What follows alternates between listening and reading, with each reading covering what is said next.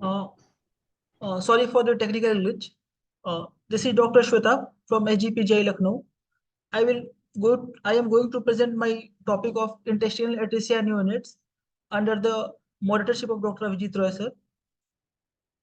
We will be dealing with introduction, clinical features, diagnosis, pre-op and post-op care.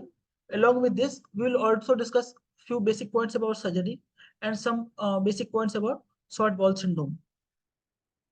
So, intestinal atresia is obstruction of this gastrointestinal tract, which can occur at any point, that is from the esophagus to the anus, and it can be complete or partial. Uh, Obstruction, if happens, then it can lead to dilation of the bowel proximal to the narrowing and atrophy of the bowel distally. So, beginning with duodenal atresia, duodenal atresia is the most common site of intestinal obstruction in neonates, which occurs in 25 to 40% of all neonatal atresia, and its incidence is 1 in 6,000 to 1 in 10,000 live births. Among them, 50% is associated with prematurity, while greater than 50% have associated congenital abnormalities. Uh, Before beginning about duodenal atresia, we have to first understand about the development of the intestine. Basically, as we all know, the intestine has been divided into three parts: foregut, midgut, and hindgut, with foregut forming from the esophagus to the initial second part of the duodenum, midgut from the second part of duodenum to the lateral third parts of the transverse colon, and then hindgut from the latter portions of the GI tract. So at the third week, gastrulation occurs, followed by which at fourth week, endoderm is formed, which forms gut tube, and in the sixth week, gut epithelium proliferates and further leads to obliteration of the lumen. Hence, at the sixth week of the gestation, the gut is basically obliterated. However, following next weeks, the gut gradually recanalizes. So, if there is any obstruction in the recanalization, then it may lead to the duodenal atresia. This is a video regarding the same.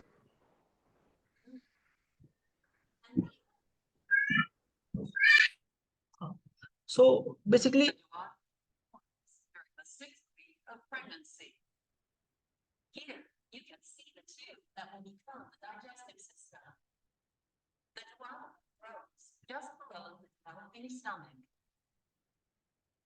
The cells inside the duodenum grow so fast that the tube becomes blocked for a while. Later, as part of normal development, the cells around inside of the duodenum die off until the developing intestine is open again. so basically, as we have seen in the video, initially there is the obliteration of the duct, followed by which recanalization occurs. If there is defect in this recanalization, then it leads to the duodenal atresia. So there are various anomalies which are associated with duodenal atresia. Most common among them is Down syndrome, which occurs in 28.2% of the cases, followed by annular pancreas in 23.1% of the cases.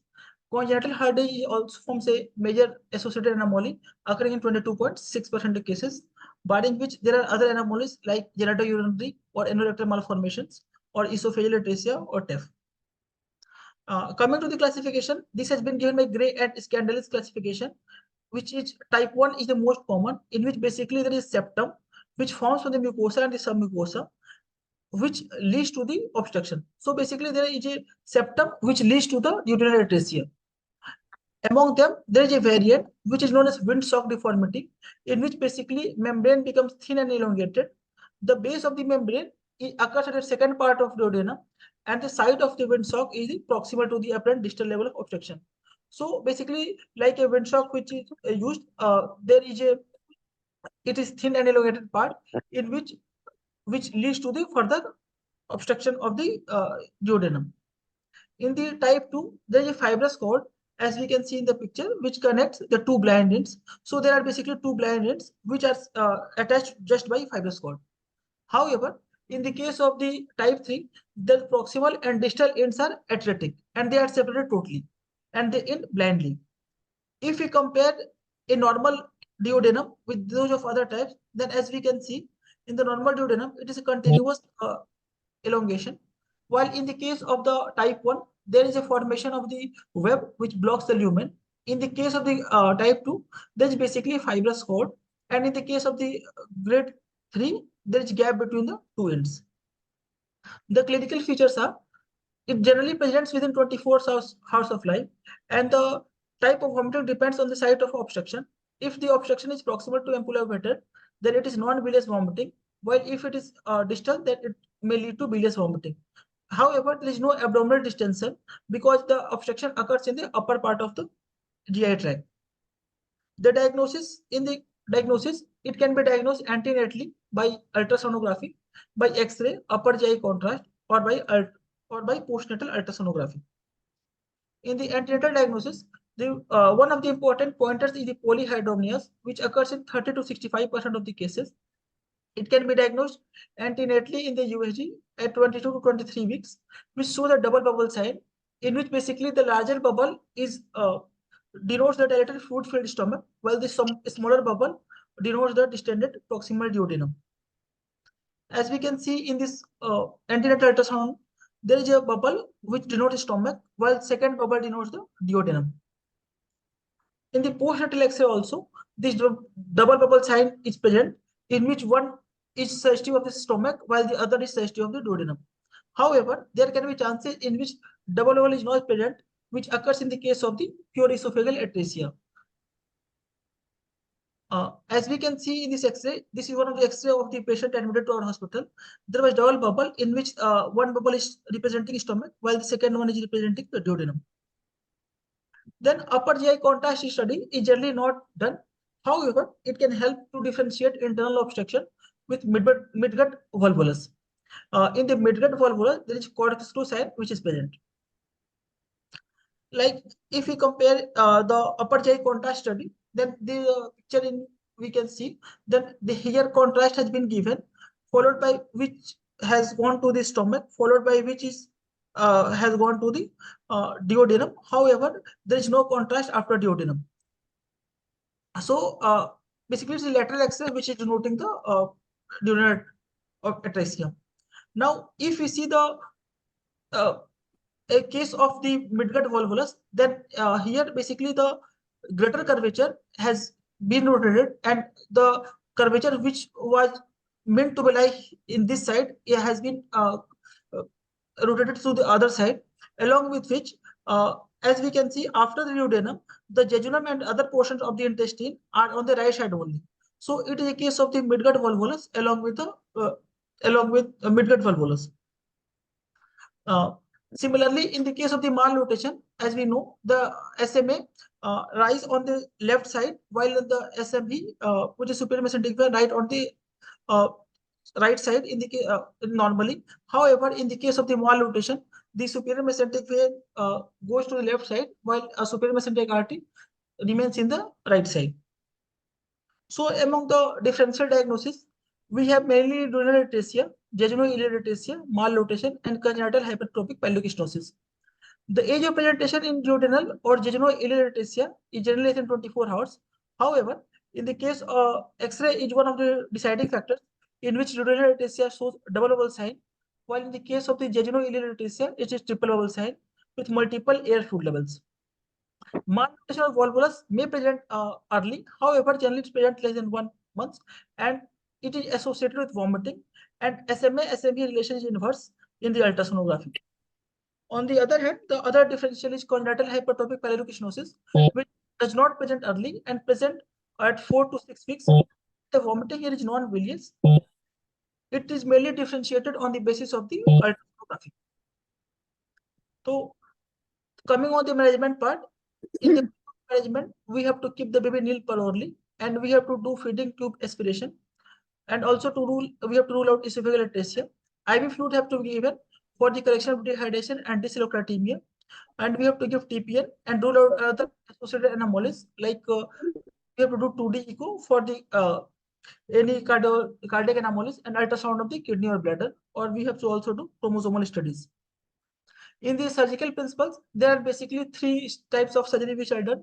The most common among them is duodenostomy, followed by duodenojejunectomy and septectomy in few cases.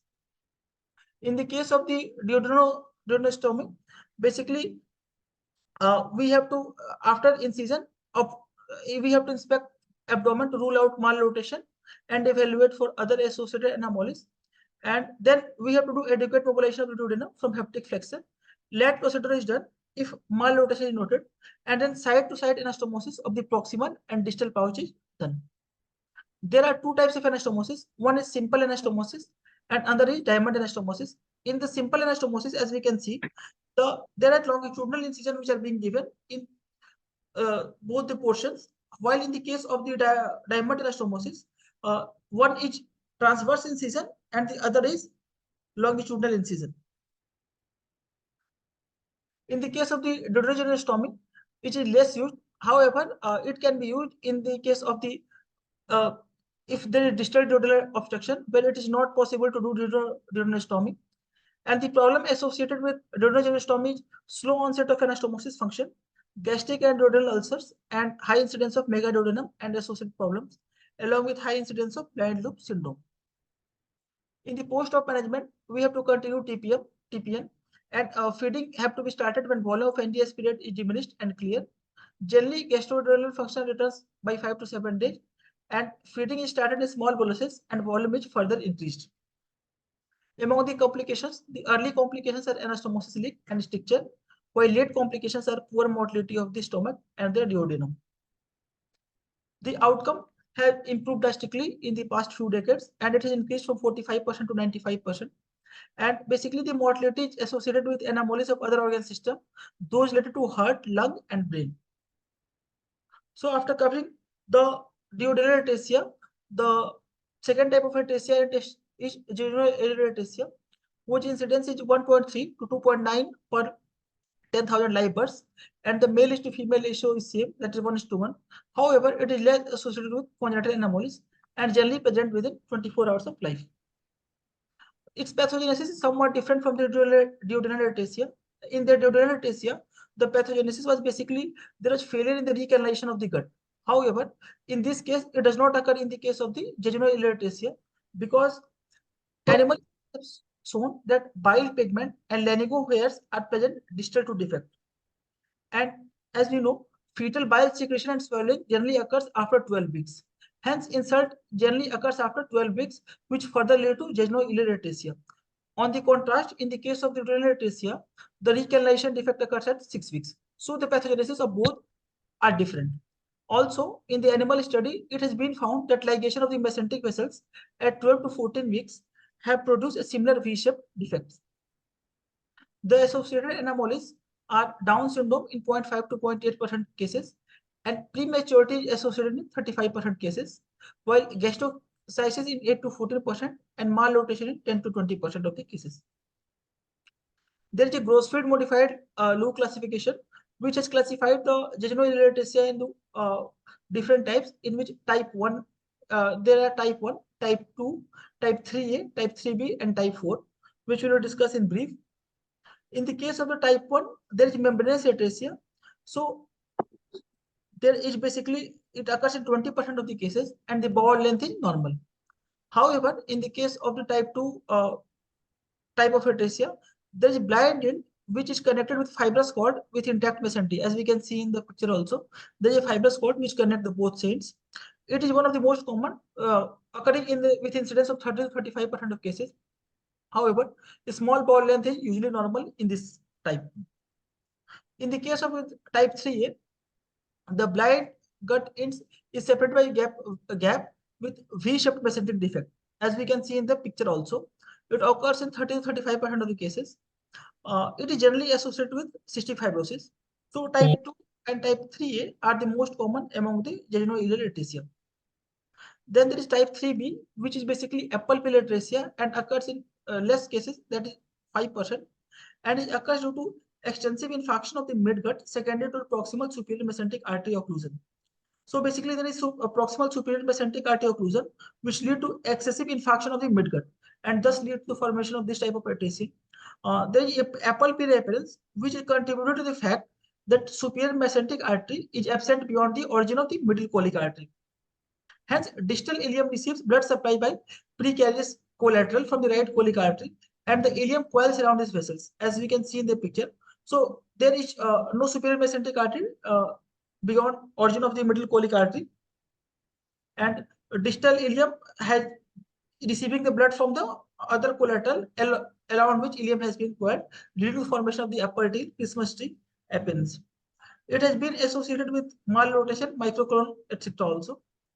And then there is type 4, in which basically there are different types of multiple atresias, which occurs in 10 to 25% of the cases. And there are separate atresia, as we can see, 1, 2, and 3, and separate types.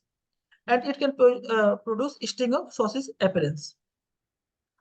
If we see the clinical presentation of this jejunal atresia, then the common presentation are polyhydramnios, bilious vomiting, abdominal distension, failure to pass meconium, and jaundice. In the anterior diagnosis, there is history of polyhydramnios with multiple distended loops of proximal wall, vegan specials present, and in the prenatal USG, there are 3 fluid-filled structures. As we can see in the image, the 3 fluid-filled structures of stomach, duodenum, and proximal jejunum. However, overall, it has poor predictive value.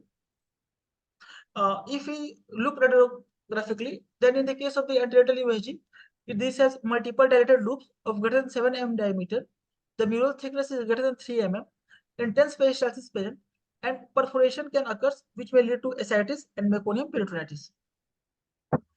In the posterior diagnosis, generally there is aspiration via angiogram greater than 20 mm, and as already discussed, there is triple bubble sign with no distal bowel gas, with one bubble formed by stomach, second by duodenum, and third by jejunum. And there are multiple air fluid levels also. There may be perforation also which can be present. This is the X-ray of one of the patients which are admitted to our hospital, and we can see that there are 3 bubbles: stomach and duodenum, and then third one also jejunum. Then in the case of the ileal atresia, there is basically dilated loops of intestine, as we can see in this picture also, and there is small colon, microcolon, which we call, which is present. Among the differential diagnosis of jejunal ileal atresia, we have mainly malrotation or midway volvulus, NEC, septicemia, colonic obstruction, and meconium ileus. The features of malrotation are similar. However, there is altered relationship between vessels, and GI contrast studies show corkscrew type of pattern. While in the case of the NEC, the features are again similar. However, this is premature baby with pneumatosis intestinalis and periportal venous gas present. In the septicemia, there are systemic features, sepsis screen is positive, and the radiological features are non-specific. In the case of the colonic obstruction, there is feculent vomiting which is present. In the case of the meconium ileus, the baby is not able to pass stool, and it can have ground glass or soap bubble appearance. So before surgery, we have to do pre-op management, for which we have to put a 10 French orogastric tube, and bilious aspirate has to be replaced. We have to maintain good urine output, and we have to look for the electrolyte imbalance, and if it is there, then we have to correct it. Among the surgical management, grossly, we will have to do excision of the grossly dilated proximal bowel with end to oblique anastomosis, and there can be tapering geniculoplasty which can also be done. The aim is to preserve bowel length and to correct other associated anomalies correction.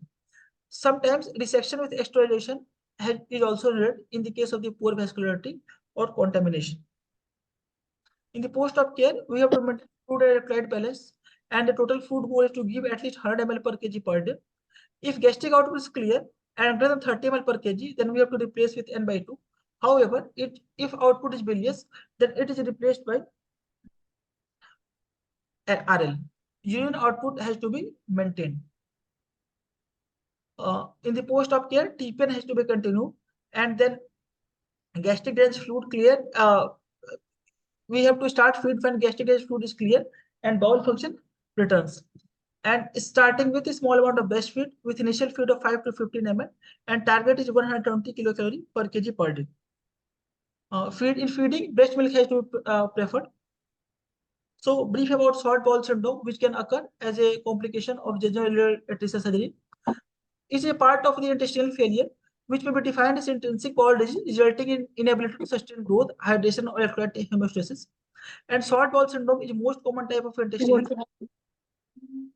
Definition is dependence on parenteral nutrition greater than 30 minutes, greater than 3 months. There are 3 stages. Stage 1 is acute phase, which occurs after recovery from post-operative ileus, and it starts 1 week after surgery and can last up to 3 weeks. In this, there is huge, large fluid and applied loss in the ostomy effluent stool, requiring IV fluid and parenteral nutrition. And depending on the extent of intestinal retraction, it may lead to gastric hypersecretion. And the aim is to maintain of the fluid and applied imbalance, TPN, H2 blocker, and PPI. In the case in the stage 2, it is a recovery or intermediate phase, which start after a few weeks and continue for several months. And there is gradual improvement in the diarrhea and ostomy output. Ostomy stool output should be less than 40 ml per kg. And we have to cautiously initiate enteral feed and gradually bringing to parenteral nutrition. So basically in the stage 1, we have to keep the baby NPO for a few weeks. And in the stage 2, in the recovery phase, the feed has to be gradually built up. However, here we will start parental nutrition. And in the stage 3 maintenance phase, which indicates successful intestinal adaptation. And in this, enteral nutrition is tolerated and parental nutrition can be discontinued. The aim of this phase is to maximize enteral nutrition volume, absorption, and overall tolerance while minimizing the TPN. The time required to reach this stage is variable depending upon the infant clinical course. So in the parental nutrition, as we are bypassing the GI tract, so we have to give TPN, and our aim is to provide adequate calorie intake, micronutrients, and macronutrients. And we have to balance the need for good nutrition with with the risk of prolonged parental nutrition, and appropriate calorie intake has to be maintained. We have to monitor for applied imbalance in which infants with ileostomy or poor colonic function can lose considerable amount of sodium in stool. In the absence of the adequate sodium replacement, compensatory hyperaldosteronism may ensure, which result in urine potassium loss. And parental sodium replacement is considered adequate if urinary sodium levels are more than 30 milliequivalent per liter. And trace element depletion, like zinc, could be lost in ileostomy fluid, which often requires replacement.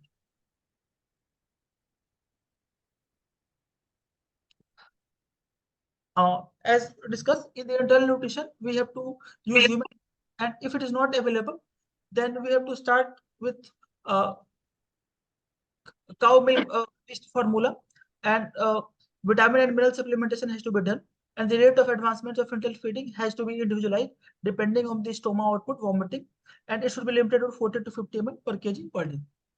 So a general flow chart for nutrition will be starting with baby have to keep NPO and on TPN. Then we have to look for bowel sound, stool, and ostomy output, which has to be less than 40 ml per kg. If yes, then we have to start feeding. And if human milk is not available, then we have to start with hard-dry infant formula. Then we have to gradually build up the feeds. The signs of the feeding intolerance can be tolerance are minimal emesis, soft abdomen, and appropriate abdominal X-ray. And if the baby is tolerating feed, then we have to slowly advance the volume of feed by 1 to 2 ml per hour every 24 to 48 hours. However, if the baby is not tolerating, then we have to continue with tropic feeding and TPN. Then we have to follow up the further, and we have to look for the maximum feeding volume, which we can go up to 180 to 200 ml per kg per day, and 45 feeds starting with 24 calorie per ounce. And for fortification, you can use human milk fortifier, or alternative we can use liquid HMF. So now the colonic atresia, which is rarest intestinal atresia and present in 1.8% to 15% of the intestinal atresia, with incidence of 1:1,500 live births, and can be associated with syndactyly, gastroschisis, or amphiloceal. The pathogenesis is almost similar to that of the jejunal atresia, and the possible risk factors are volvulus intussusception, embolic thrombic episodes, or maternal use of cocaine or amphetamine, nicotine, or decongestant. The alternate hypothesis is basically there is protein which is known as FGF10 protein, which is expressed in colon and mesenteric vasculature site, which is necessary for cell survival and growth. However, the invalidation of these proteins occurs in the case of the colonic atresia, which leads to the disease. The clinical features are enlarged loop of intestine and colon, and polyhydramnios is less common in this case. The baby generally present within 124 to 48 hours of life, and there is massive distension with fecal vomiting. The X-ray abdomen shows multiple distended intestinal loops with air fluid levels, and there can be pneumoperitoneum if there is proximal colon perforation, and in the contrast enema, there can be presence of distal microcolon. As we can see, there is huge, large dilated loops of the intestine. In the pre-op management, we have to do angio decompression, and we have to restrict with IV fluids, and broad spectrum antibiotics have to be used. And operative management, which is basically end-to-end anastomosis, has to be done. In the post-op management, it's similar to other general atresia surgery. We have to maintain TPN and to maintain fluid and electrolyte balance, and we have to maintain adequate urine output. So with this, we have covered all three types of atresia, which is duodenal, jejunal, and colonic atresia. So the take-home message from this will be: it remains one important surgical problem in neonates, in which duodenal atresia is the most common type of atresia and associated with congenital anomaly. The pre and post-operative care form an important part of its management, of which neonatologists are important part, and surgery at appropriate time, along with pre and post-operative care, has lead to improved survival in these cases. These are my references. Thank you. There is one question in the chat box. Okay.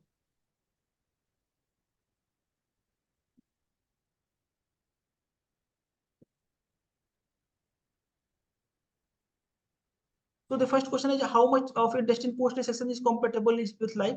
So basically, no such guideline, but it is said that if along with ileocecal junction, if 15 centimeter of intestine is present, then it is compatible, and without resection, about 40 centimeter of the intestine is compatible with life.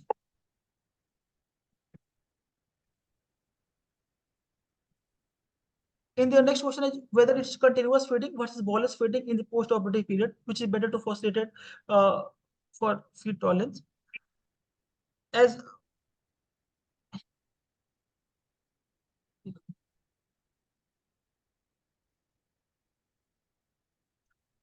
I have in the guideline of the article from which I have taken, they have used continuous drip of 1 to 2 ml per hour, and they have found it to be more tolerating. However, it's a bit difficult to give the feed in this manner. So our protocol is that they give feed at 1 hour interval, followed by which for 4 hours, after which they keep one feed they give at 2 hours interval, then again 4 hour interval. So by this method. Otherwise, yes, depending on the tolerance level.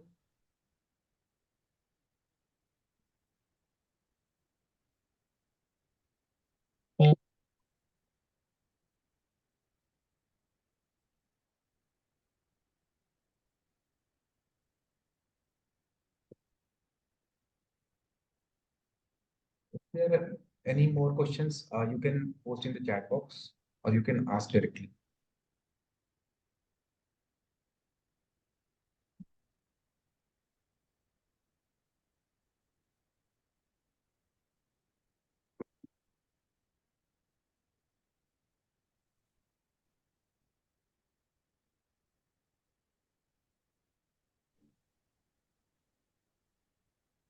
We will share the PPT. We'll share the PPT. Okay, if there are no more questions, then we will end the meeting. Thank you, everyone. Good night. Good.